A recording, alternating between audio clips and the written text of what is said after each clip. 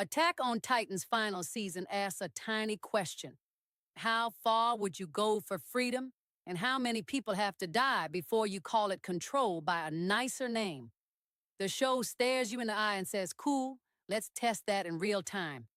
We open not with Eren, but with Marley, the empire that's been grinding Eldians under its boot for a century. Reiner's a walking trauma case. The warrior kids are being raised like weapons with homework, and everyone's pretending this is normal because the enemy is over there. It's a society built on leashes. Good Eldians get armbands and crumbs. Bad Eldians get sent flying as mindless titans. The machine keeps turning because that's what cycles of hatred do. They pay dividends if you don't look too closely at the blood. Marley wants to hold its spot at the top, but the world is modernizing, and those titans don't scare tanks and airships like they used to. Enter the big plan, a flashy festival to win allies, then a speech to sell a new war against the island devils.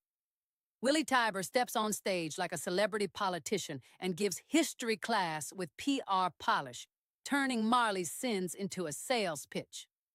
Meanwhile, Eren is already in the basement under the stage, smiling like a guy who brought his own finale. Eren's been living undercover as a wounded soldier, chatting with Falco, this sweet kid who thinks hard work will break his chains. It's cruel on purpose. Eren tells him to deliver letters, and Falco thinks he's helping a friend, not realizing he's mailing out the apocalypse. Then Eren sits Reiner down and says the quiet part out loud. We were both kids used by our countries, but I'm done apologizing.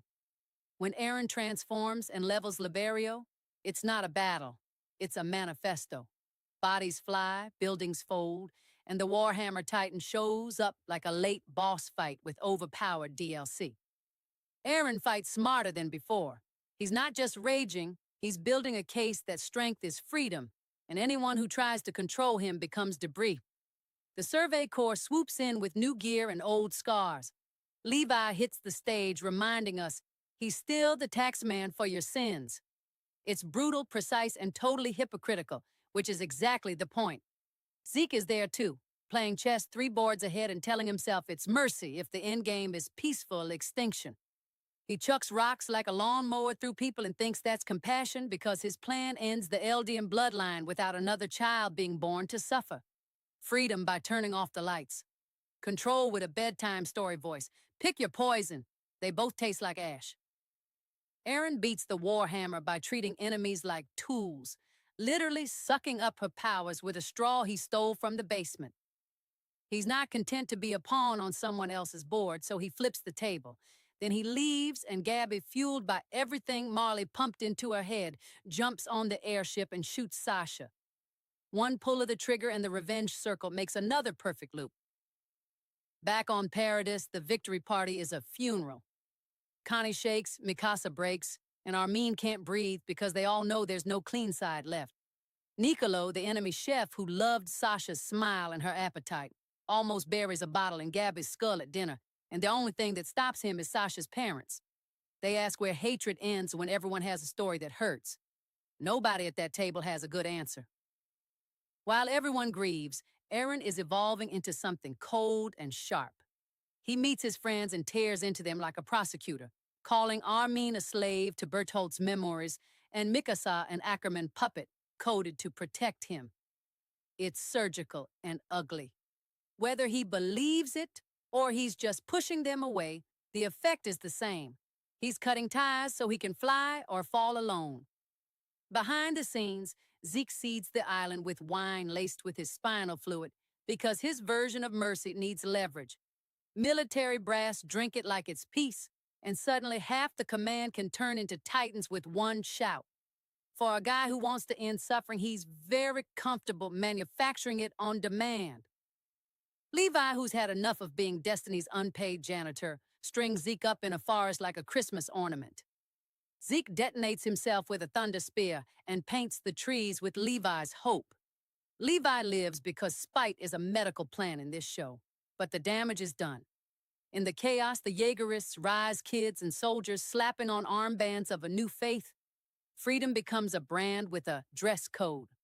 Flock smiles like a mall cop who found a tank. Eren leans into it. He steals the narrative from the island's old guard, locks up Hang and the others, and acts like a messiah who had to break a few necks on the way to salvation. He's chasing a feeling he saw at the ocean. No more walls, no more orders, and he's decided that if the world calls him a monster, he'll be the biggest one alive. Freedom by fear. It's honest in the worst way. Meanwhile, Marley licks its wounds and preps a surprise visit because you can't bomb a country and expect them to leave a thank you card. Reiner's still dragging his guilt like a ball and chain, but duty is duty, and this is what cycles do. You come for me, I come for you, and we both swear we didn't have a choice. The final season doesn't argue with them. It just keeps the receipts. All of this builds a question that won't go away. If control keeps you safe but kills your soul, and freedom keeps your soul but kills everything else, what do you choose? Every character picks a side and pays in blood, and the bill's about to get bigger. Back on the island, the victory hangover hits hard. They brought home a Titan crystal, a pile of bodies, and a moral mess no one wants to look at too long. The scouts won exactly what they set out to win, attention only. Now the whole world's attention is on them like a loaded gun. Everyone's cheering and grieving at the same time, which is kind of the final season's whole vibe. Clap with one hand, cover your eyes with the other. Politics start boiling before the blood dries. The volunteers who helped Paradise are pushing Zeke's secret plan like it's gospel. The top brass are suspicious, and Aaron's sitting in a cell looking at walls like he's already over them. There's a bomb under the table labeled spinal fluid wine, and no one at the dinner party knows they're already tipsy on it. Meanwhile, our Marley kids, Gabi and Falco, get a front row seat to the people they've been taught to hate. They crash into a girl named Kaya, get fed at the Blouse family farm, and start accidentally collecting empathy like it's contagious. Gabi keeps shouting the script about island devils, but every bowl of soup and awkward apology chips away at it. Freedom looks different when the enemy passes you the bread. Aaron doesn't wait for permission anymore. He walks out of prison like it was a courtesy stop. The Jaegerists roll up behind him, all swagger and armbands, and suddenly the old guard is getting tossed out of chairs and off balconies. The speech is short. Aaron's the only one doing what it takes. The old commanders are fossils, and if you're not helping, you're in the way. Fear's efficient. So is faith when you're tired. We get the restaurant summit no one ordered. Niccolo, the Marleyan chef who loves Sasha, recognizes the kids, hears Gabi admit what she did, and loses it with a wine bottle that's carrying more than grief. In the chaos, the truth spills. That fancy red has Zeke's spinal fluid in it, and half the island's leadership just chugged a time bomb. Kaya tries to stab Gabi, and Sasha's dad stops her, which is the show's quiet punch. Mercy isn't weakness. It's how you choose not to keep the wheel turning. Up in a forest, Levi's babysitting Zeke with a 1,000-yard stare and a teacup, while their squad unknowingly drinks the cursed vintage.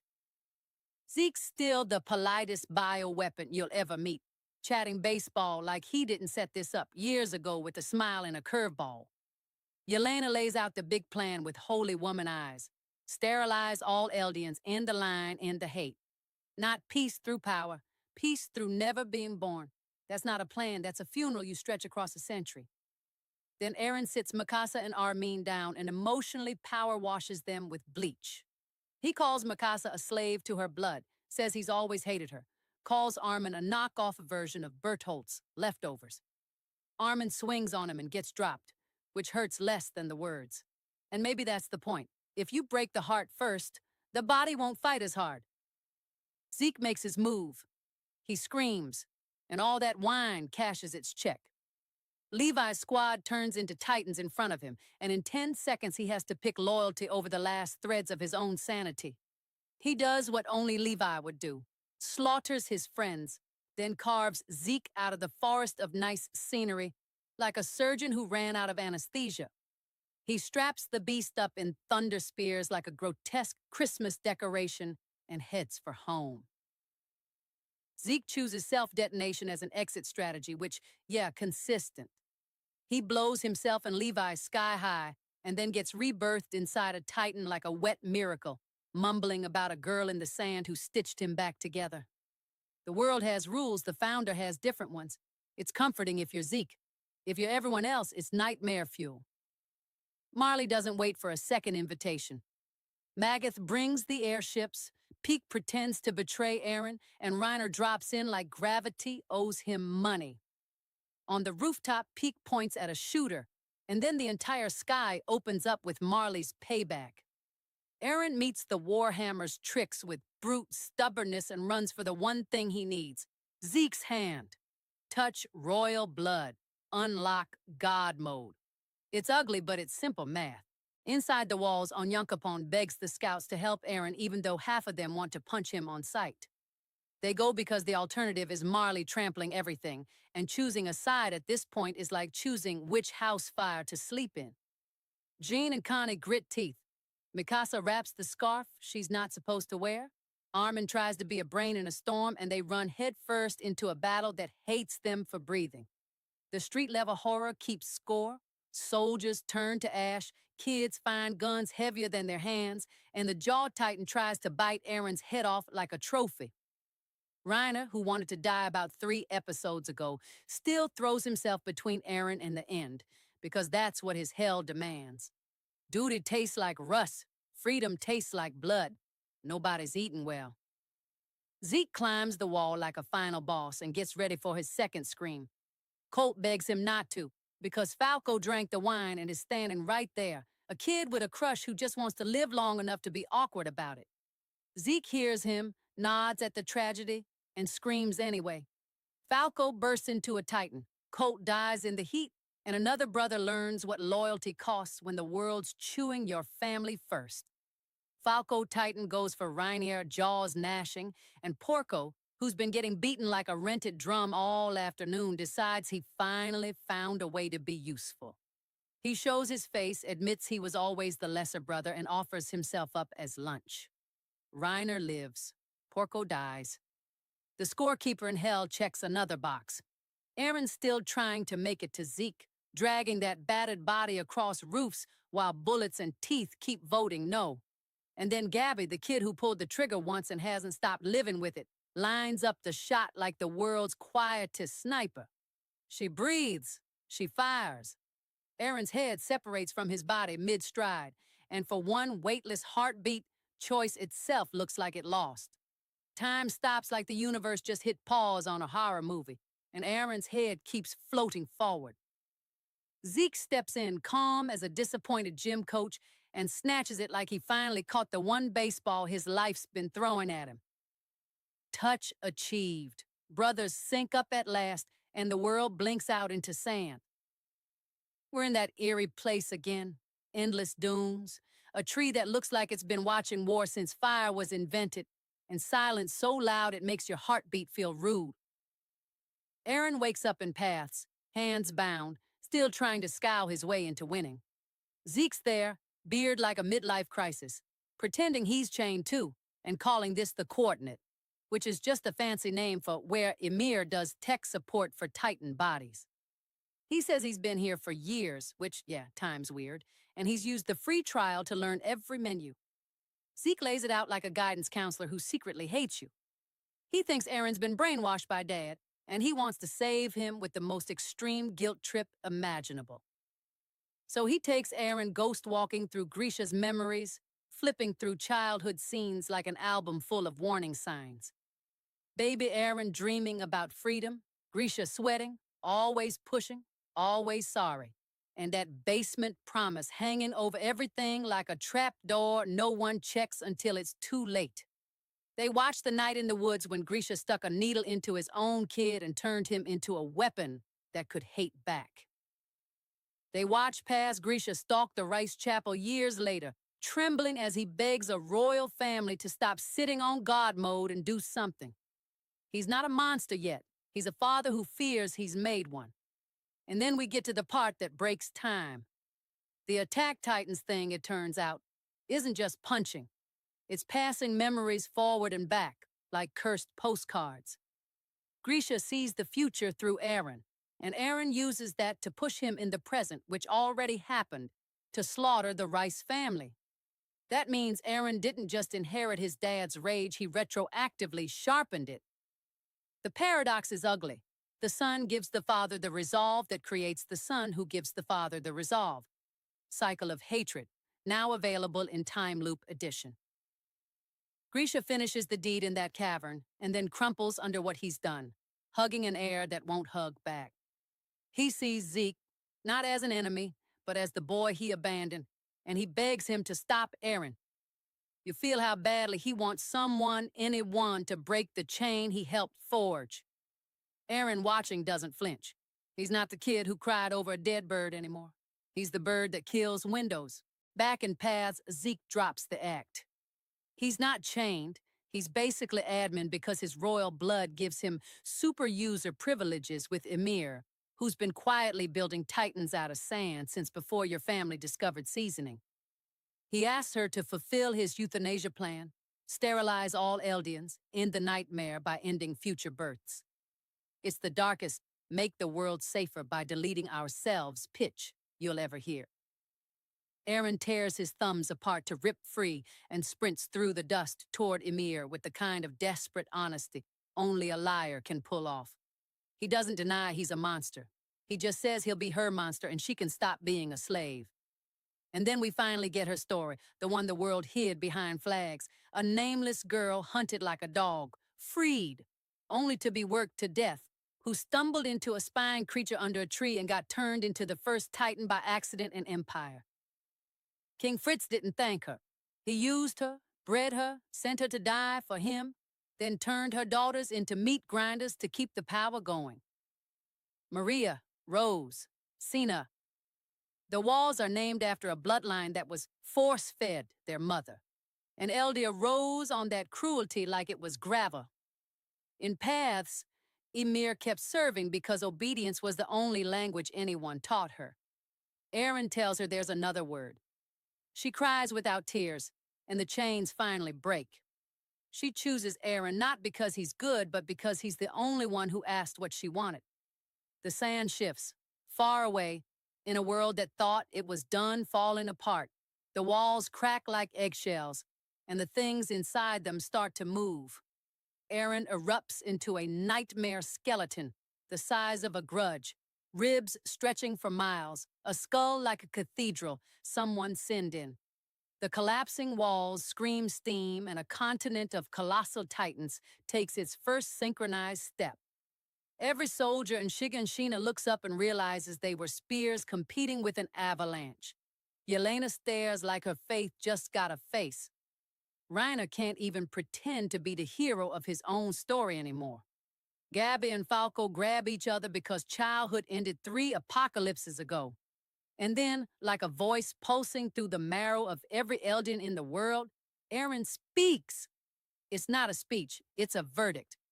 He calls himself Aaron Yeager like this is customer service, then tells every subject of Emir that the walls are down, the Titans are marching, and he's going to wipe out every human beyond the island so no one can ever hurt them again. It's framed as protection, but it's textbook annihilation. Freedom by subtraction, where the math is bodies. Armin hears it and goes pale the way only hope can make you pale. He used to think Aaron had a secret plan with a soft landing. Turns out the plan is a face-first dive through the floor. Mikasa looks like she's been handed a blade and told it's a mirror. Jean and Connie realize the argument at the table just turned into a line you can't uncross with apologies. Some call it justice. Some call it survival. Some call it madness. All of them are right from inside their scars. The cycle of hatred didn't break, it metastasized. Aaron asked for freedom and turned it into a machine that grinds freedom out of everyone else. And yet, this is the awful trick. It's not simple villainy. On another day, in another life, if your family's been promised only death forever, do you pick a different answer? The show doesn't pat you on the back for saying yes. It makes you sit with the weight of maybe, then asks you to move anyway. So while the Titans march and the earth shakes like it's trying to leave too, a few broken people start adding up their debts. Stop the friend who thinks he's saving you, save the strangers who swore they'd kill you, and find a way to kill an idea that's walking on feet taller than your buildings. They steal one last shot at hope, and it comes with a fuel leak and a goodbye. Flock pops up like the world's angriest cockroach, riddles the flying boat, and dies still convinced he's the hero because ego always